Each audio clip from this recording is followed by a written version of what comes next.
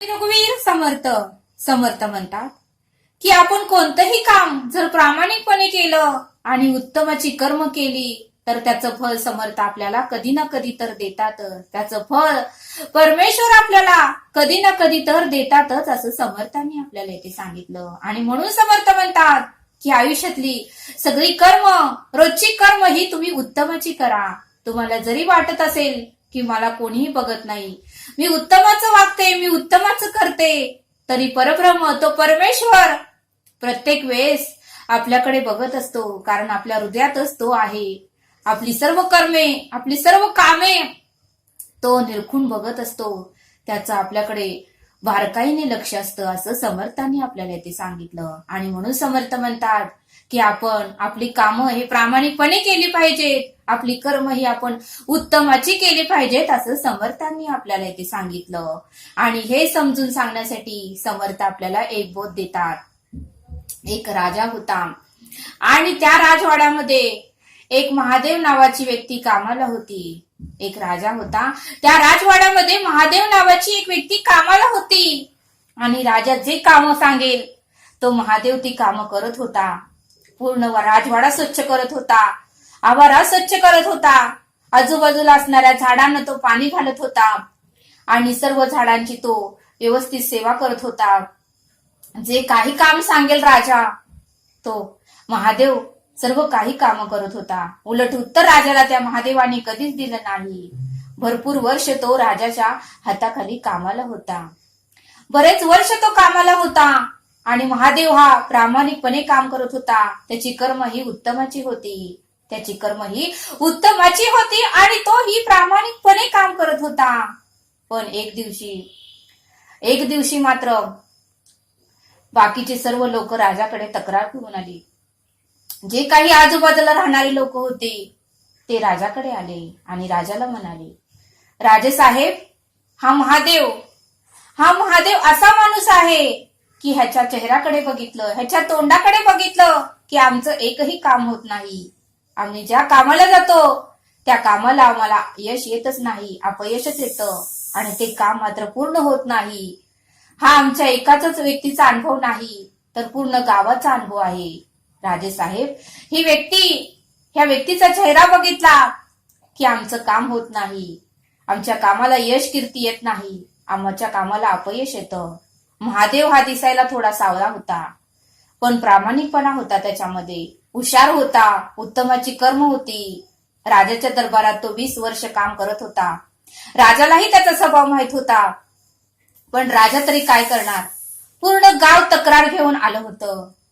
महादेवनं मात्र कोणतीही चूक केली नव्हती. महादेवनं मात्र कोणत्याही प्रकारची चूक केली नव्हती. फक्त महादेवचा चेहरा बघितलं की गावातल्या लोकांना कुठल्याही कामामध्ये यश येत नव्हतं, अपयशच यायचं. त्यावेळेस गावातले लोक म्हणाले की तुम्ही महादेवाला फाशीची शिक्षा द्या, तुम्ही महादेवाला फाशीची शिक्षा द्या. त्यावेळेस राजाही काहीच बोलू शकला नाही, कारण सगळ्यांचं मत तेच होतं. त्यामुळे एक जणाचं एखादं मत असेल तर राजानेही काहीतरी निर्णय घेतला असता. पण सर्व गावकरी लोकांचं मत एकच होतं, त्यामुळे राजानेही त्यांना मान्यता दिली. आणि राजा म्हणला की दुसऱ्या दिवशी 11 वाजता तुम्ही राज दरबारात या. दुसऱ्या दिवशी 11 वाजता राज दरबारात या. मी महादेवाला फाशीची शिक्षा देतो, मी महादेवाला फाशीची शिक्षा देतो. त्यावेळेस महादेवला मात्र फार वाईट वाटलं. महादेवला दुःख झालं, त्याच्या डोळ्यातून अश्रू येऊ लागले. करणार तरी काय? 20 वर्ष झालं राजाची मी सेवा करतोय, 20 वर्ष झालं राजाची सर्व कामे प्रामाणिकपणे करतोय, 20 वर्ष झालं सर्व काही उत्तमाची कर्म करतोय आणि त्या सर्वाचं फळ मला असं मिळावं असं म्हणून तो दुःखी होऊ लागला. परमेश्वराला आठवू लागला, परमेश्वरा, प्रामाणिकपणाचं फळ मला हेच तू दिलं का रे, असं करून तो ढसाढसा रडू लागला.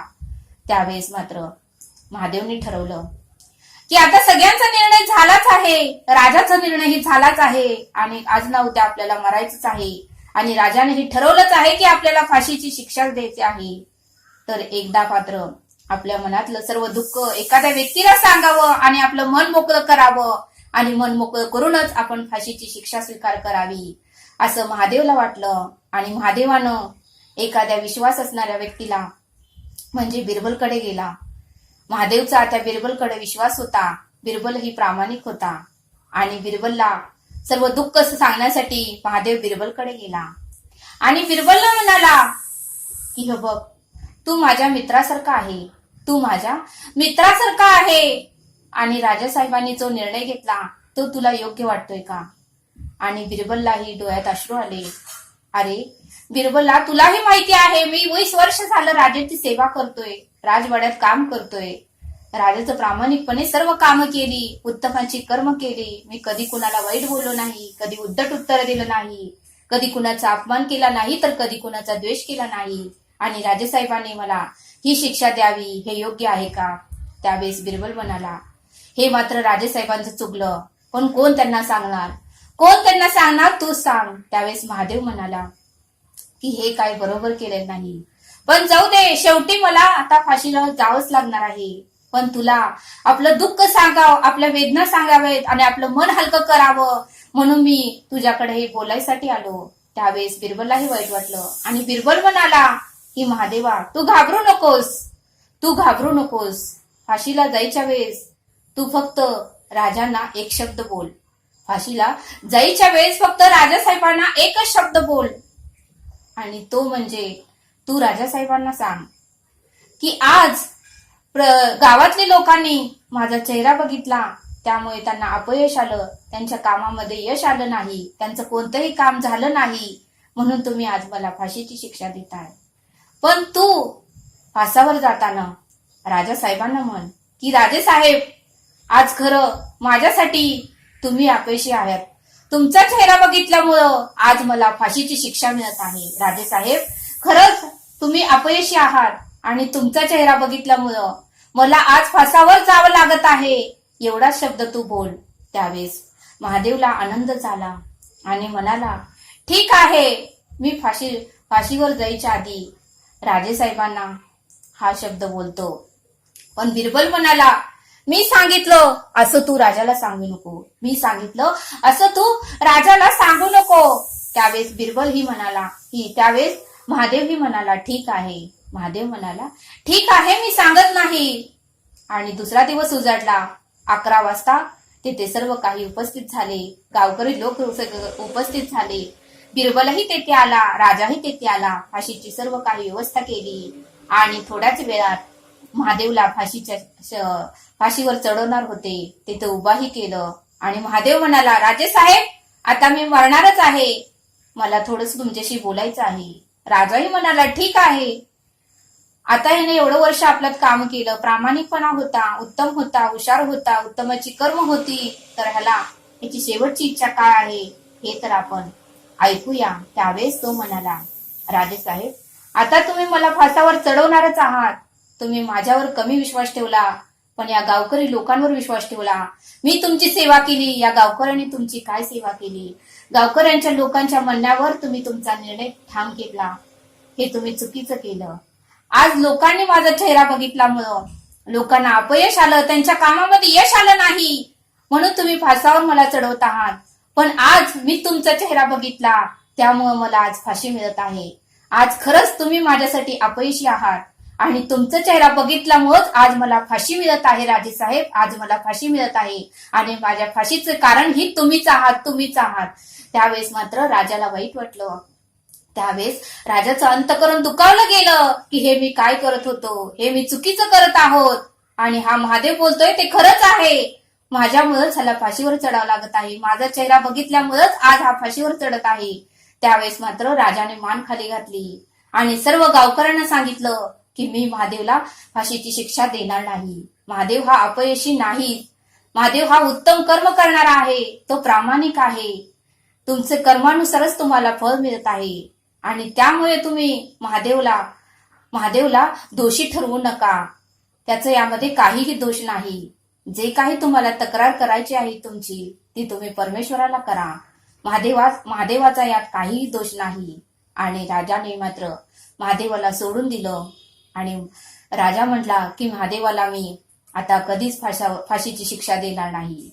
आणि त्यावेळेस सर्व गावकरीही राजाचं म्हणणं ऐकून आपल्या घरी निघून गेले आणि महादेव ही बिरबलकडे धावत गेला आणि बिरबलला मिठी मारली आणि बिरबलला म्हणाला, खरंच तू धन्य आहेस, तुझ्या एका शब्दामुळे माझं प्राण वाचले, तुझ्या एका शब्दामुळे मला जीवन दान मिळालं आणि तुझ्या एका शब्दामुळे राजाकडून जे होणार होतं पाप तेही थांबलं. खरंच तुझा एक शब्द फार लाख मोलाचा होता. मग समर्थ म्हणतात, या बोधातून आपल्याला हेच बघायला मिळतं की प्रामाणिकपणे केलेलं काम, प्रामाणिकपणे केलेली उत्तमाची कर्म हे कधीही वाया जात नाही. त्याचं फळ ईश्वर हे आपल्याला कधी ना कधीतरी नक्कीच देतो आणि ईश्वराचं आपल्याकडे लक्ष असतं. आणि म्हणून समर्थ म्हणतात की आपली कर्म ही आपण उत्तमाचीच करावी. ज्याच्या दृष्टी काढून गेले ऐसे काहीच नाही उरले. आणि म्हणून समर्थ म्हणतात की कोणी बघतच नाही असा तू विचार सोडूनच दे, कारण तो परब्रह्म चराचरामध्ये व्यापून उरलेला आहे आणि त्याचं आपल्याकडे सदैव लक्ष आहे, असं समर्थांनी आपल्याला इथे सांगितलं. आणि म्हणून समर्थ म्हणतात की खऱ्याची साथ ईश्वर कधीही सोडत नाही. म्हणून समर्थ म्हणतात की खऱ्याची साथ ईश्वर कधीही सोडत नाही. पण समर्थ म्हणतात की जो खोटं बोलतो काळा पैसा मिळवतो, जो खोटं बोलतो काळा पैसा मिळवतो, दुसऱ्याला त्रास देतो, दुसऱ्या व्यक्तीला सदैव त्रास देतो, दुःख देतो, वेदना देतो, त्या व्यक्तीलाही देव कधी ना कधीतरी दुःख देतोच, कधी ना कधीतरी त्याला शिक्षा मिळतेच. ही काळ्या दगडावरची पांढरी रेष आहे असं समर्थांनी आपल्याला इथे सांगितलं. आणि म्हणून समर्थ म्हणतात की जसं पेरल तसंच उगवतं. आज आपण गहू पेरलं तर ज्वारी उगवत नाही आणि मका पेरला तर गहू उगवत नाही. म्हणून समर्थ म्हणतात की आपण जसं पेरतो तसंच उगवतं. आणि म्हणून समर्थ म्हणतात की झाडाखालची फुलं ही झाडाखालीच पडतात. समर्थ म्हणतात की झाडाखालची फुलं ही झाडाखालीच पडतात, झाडाखालची पानं ही झाडाखालीच पडतात. तसं समर्थ म्हणतात की आपण केलेली कर्म ही आपल्या पायापाशीच येऊन पडणार. जसं आपण करतो तसं आपल्याला परत प्राप्त होणारच आहे. जर आपण उत्तम केलं तर उत्तम आपल्याला फळ मिळणारच आहे आणि जर आपण वाईट केलं तर त्याचंही फळ आपल्याला मिळणारच आहे. जसे करावे तसे भरावे हा नियतीचा नियमच आहे. आणि तो परब्रह्माला, तो ईश्वराला आणि तो परब्रह्मालाही चुकलेला नाही असं समर्थांनी आपल्याला इथे सांगितलं. आणि म्हणून समर्थ म्हणतात की अखंड निष्काम श्री सेवा दास्य भक्ती करा.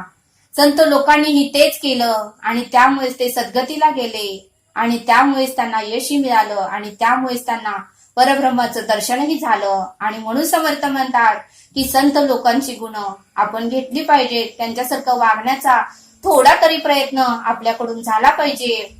आणि 24 तासापैकी एक 15 ते 20 मिनिटं तरी भगवंताच्या नामस्मरणासाठी आपण दिला पाहिजे असं समर्थांनी आपल्याला इथे सांगितलं. आणि म्हणून समर्थ म्हणतात एक गुरु होते आणि त्या गुरुनी शिष्यांची परीक्षा घ्यायची ठरवली. एक गुरु होते आणि त्या गुरुंनी आपल्या शिष्यांची परीक्षा घ्यायचं ठरवलं.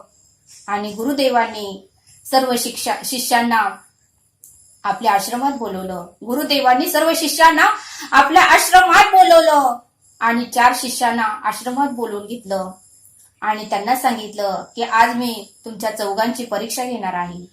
आज मी तुमच्या चौघांची परीक्षा घेणार आहे आणि बघूया आज कोण माझ्या परीक्षेमध्ये पास होतंय आणि तोच माझा सर्वश्रेष्ठ शिष्य असणार आहे असं गुरुदेवांनी त्या शिष्यांना सांगितलं. त्यावेळी शिष्य सुद्धा म्हणाले, ठीक आहे गुरुदेव, तुम्ही परीक्षा घ्या. तुम्ही आम्हाला एवढं विद्या दिली, एवढं आमच्याकडून तुम्ही आम्हाला एवढं शिक्षण दिलं, त्यावेळेस आम्ही या परीक्षेत पास होणारच असं चौघही म्हणाले. त्यावेळेस गुरुदेवांनी सर्व शिष्यांना एका झाडाखाली नेलं आणि गुरुदेवांनी सर्व शिष्यांना, त्या 4 शिष्यांना 4 आंबे दिले, चौघांनाही 4 आंबे दिले. आणि गुरुदेव म्हणाले की हे 4 आंबे घ्या आणि अशा ठिकाणी खाऊन या की ज्या ठिकाणी तुम्हाला कोणीच बघणार नाही. अशा ठिकाणी खाऊन या की ज्या ठिकाणी आंबा खाताना तुम्हाला कोणीही पाहणार नाही. मग ठीक आहे म्हणाले गुरुदेव, एवढंच आहे ना, आम्ही हे करून येतो. आणि गुरुदेव म्हणाले ठीक आहे, जावा, 10 मिनिटांनी तुम्ही परत या. चौघही 4 ठिकाणी गेले. त्यावेळेस एक शिष्य एका खोलीमध्ये गेला. त्या घरामध्ये कोणीच नव्हतं. त्यानं सगळीकडे बघितलं. त्यावेळेस तो आंबा खाऊन टाकला आणि म्हणाला की या घरामध्ये तर कोणीच नाही आणि मी आंबा खाताना मला कोणीच बघितलं नाही. दुसरा शिष्य तोही अशा ठिकाणी गेला, डोंगराच्या ठिकाणी गेला. त्या ठिकाणीही कोणीही नव्हतं, पशुपक्षी नव्हते, जनावर नव्हती, कुठला माणूसही नव्हता. त्या ठिकाणी दुसऱ्या शिष्याने आंबा खाला. तिसरा शिष्य त्यानेही एका ठिकाणी जाऊन तो आंबा खाल्ला की जेथे कोणीच नव्हतं, नदीच्या ठिकाणी जाऊन त्याने तो आंबा खाल्ला. आणि चौथा शिष्य त्याचं नाव होतं श्री गणेश. आणि तो चौथा शिष्य गुरुदेवांकडे आला. चौघही गुरुदेवांकडे आला आणि गुरुदेवांनी सगळ्यांना विचारलं की तुम्ही आंबा कसा खाल्ला. पहिल्यानं विचारलं की मी आंबा खाताना कोणीही नव्हतं, मी एका घरामध्ये दरवाजा लावून आंबा खाल्ला, त्या घरात कोणीही नव्हतं. दुसरा म्हणाला गुरुदेव मी डोंगराच्या खाली जाऊन आंबा खाल्ला, तिथे कोणीही नव्हतं, पशुपक्षी नव्हते, कोणी जनावरही नव्हती, कोणी माणूसही नव्हता, त्या ठिकाणी मी खाल्ला. तिसरा म्हणाला मी नदीच्या ठिकाणी गेलो, तेथेही कोणीही नव्हतं आणि तेथे मी आंबा खाल्ला. आणि चौथा जो शिष्य होता त्याचं नाव मात्र गणेश होतं. आणि त्याला विचारलं गणेशा तू का आंबा खाल्ला नाही. त्यावेळेस गणेश म्हणाला की गुरुदेव तुम्ही आम्हाला विद्या दिली, तुम्ही आम्हाला सांगितलं आणि तुम्ही आम्हाला ज्ञान दिलं आणि तुम्ही आम्हाला सर्व काही शिक्षा दिली, सर्व काही विद्या दिली. त्यावेळेस तुम्ही आम्हाला सांगितलं की परब्रह्म हा सृष्टीमध्ये चराचरामध्ये व्यापून उरलेला आहे, आपल्या हृदयात आहे, आजूबाजूला आहे. आणि तुम्ही मला सांगितलं होतं की कोण बघणार नाही अशा ठिकाणी तो आंबा खाऊ नये. पण मी कसा आंबा खाणार, कारण मी ज्या ठिकाणी गेलो त्या ठिकाणी सर्वकडून मला ईश्वर पाहतच होता. मी आकाशाकडे बघितलं, आकाशातून परब्रह्म मला दिसत होता. मी जमिनीवर बघितलं, जमिनीतही ईश्वर होता. मी नदीकडे बघितलं, नदीतही ईश्वर दिसला. मी झाडाकडे बघितलं, झाडातही ईश्वर होता. मी फळांकडे बघितलं, फळातही ईश्वर होता. मी पक्ष्यांकडे बघितलं, पक्षात मध्येही ईश्वर होता. चौकडे मला ईश्वर बघतच होता. आणि मुख्य म्हणजे माझ्या हृदयातूनही परब्रह्म मला बघतच होता. आणि मग मी आंबा कसा खाणार गुरुदेव, मी आंबा कसा खाणार, तुम्हीच मला सांगा. चौ बाजूनी जर ईश्वर परब्रह्म बघत असेल तर मी आंबा कसा खाणार, तुम्हीच सांगा. त्यावेळेस गुरुदेवांनी टाळ्या वाजवल्या आणि म्हणाले गुरुदेव की खरंच तू धन्य आहेस आणि तू परीक्षेत उत्तीर्ण झालास. गणेशा तू धन्य आहेस आणि परीक्षेत उत्तीर्ण झालास, कारण तुला जी मी विद्या दिली होती, जे मी शिक्षण दिलं होतं ते तू परेतून ऐकलंस आणि परेतून तू घेतलंस आणि त्यामुळे तू या परीक्षेमध्ये पास झालास. आणि गणेशाने गुरुदेवांचे चरण पकडले, नमस्कार केला आणि तिघ शिष्यानेही गुरुदेवांना नमस्कार केला. आणि बाकीचे 3 शिष्य म्हणाले गुरुदेव आम्हाला क्षमा करा, आम्ही परीक्षेत पास झालो नाही, पण नक्कीच आम्ही दुसऱ्या परीक्षेतही पास होऊ. त्यावेळेस गुरुदेवांनीही त्या तिघांना माफ केलं आणि गुरुदेवांनी चौघांनाही समानच वागणूक दिली. म्हणून समर्थ म्हणतात की ज्याच्या दृष्टी खालून गेले ऐसे काहीच नाही उरले. आणि म्हणून समर्थ म्हणतात की हे कलियुग आहे, मान्य आहे, उत्तमाची कर्म होत नाही, उत्तमाचं आचरण घडत नाही, नामस्मरण होत नाही, तरी पण समर्थ म्हणतात की आपण प्रयत्न करायचा, आपल्या देहबुद्धीला सवय लावायची, थोडं का होईना रोज सकाळी आणि संध्याकाळी नामस्मरण करायचं, त्या भगवंताला आठवायचं, त्याची चरणाची पूजा करायची. तो संकटाच्या वेळेस आपल्याला मदत करायला नक्कीच येतो. आणि म्हणून समर्थ म्हणतात की प्रामाणिकपणे आपली सर्व कामे करायची, उत्तमाची कर्म करायची, कधी ना कधी तरी फळ त्याचं परब्रह्म तो ईश्वर आपल्याला नक्कीच देतो, असं समर्थांनी आपल्याला इथे सांगितलं. समर्थ आपल्याला एक श्लोक सांगतात, क्रियेविन नाना परी बोलचे ते, परिचित्त तुशीत ते लाजविते, मना कल्पना धीट सैराट धावे, तया मानवा देव कैसे निपावे. या श्लोकाचा अर्थ समर्थ सांगतात की आपल्या बोलण्या वागण्यात एक वाक्यता असावी. समर्थ सांगतात की आपल्या बोलण्या आणि वागण्यामध्ये एक वाक्यता असावी, हित आणि अहिताचा विचार असावा, हित आणि अहिताचा विचार असावा. जे बोलल्याप्रमाणे वागत नाहीत, जे जे लोक बोलण्याप्रमाणे वागत नाही, प्रत्यक्ष कार्य न करता नुसते बोलतातच, जे लोक बोलण्याप्रमाणे वागत नाही, प्रत्यक्ष कार्य न करता नुसते बोलतातच, तसेच त्यांचे चित्त ही दुसरीकडेच असते. त्या लोकांचे चित्त ही दुसरीकडेच असते. अशांना लोकांमध्ये लज्जित व्हावे लागते. अशा लोकांना लोकांमध्ये लज्जित व्हावे लागते. ज्याची कल्पना उंच भरारा मारते, त्याचं मन सैरवैर धावते. ज्याचं मन सैरवैर धावते, त्या मनुष्याला देव तरी कसा प्राप्त होईल, त्या मनुष्याला देव तरी कसा पावे.